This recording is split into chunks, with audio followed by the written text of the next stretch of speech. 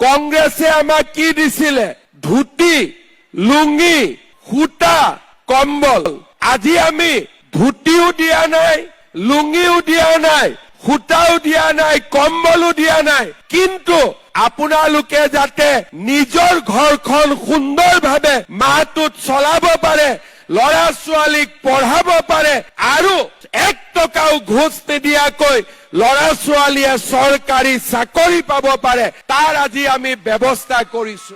আজি আমি এখন নতুন অসমৰ নিৰ্মাণ কৰিছো, যিখন অসমত চাকৰিৰ নামত ঘোষ নহয়, যিখন অসমত প্ৰতিখন ঘৰত মহিলাৰ সন্মান বৃদ্ধি হয় আৰু আমাৰ অসমখনে উন্নতিৰ নতুন দিগন্তলৈ যাব পাৰে। মানুহে কৈছিলে যে নহয়, অৰুণোদয় ইলেকশ্যনৰ আগত দিছে, পিছত বন্ধ কৰি দিব। বন্ধটো নহলে 830 টকাৰ পৰা আজি অৰুণোদয় গৈ 1500 টকালৈকে যাত্ৰা আৰম্ভ কৰিছে।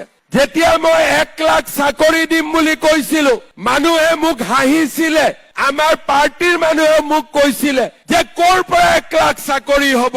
1 লাখ পাৰ হৈ আমি 2 লাখৰ ফালে আজি যাত্ৰা আৰম্ভ কৰিছো। 5 বছৰ আগতে আমি যি কৈছিলো তাক আজি আমি আখৰে আখৰে পালন কৰিছো। কাৰণ ৰাজনীতি আমাৰ কাৰণে ভোট লোৱা মেচিন নহয়, আমাৰ কাৰণে ৰাজনীতি দৰিদ্ৰজনক সেৱা কৰা, মধ্যবিত্ত সমাজখনক সেৱা কৰা আৰু জননী জন্মভূমি অসমক সেৱা কৰা।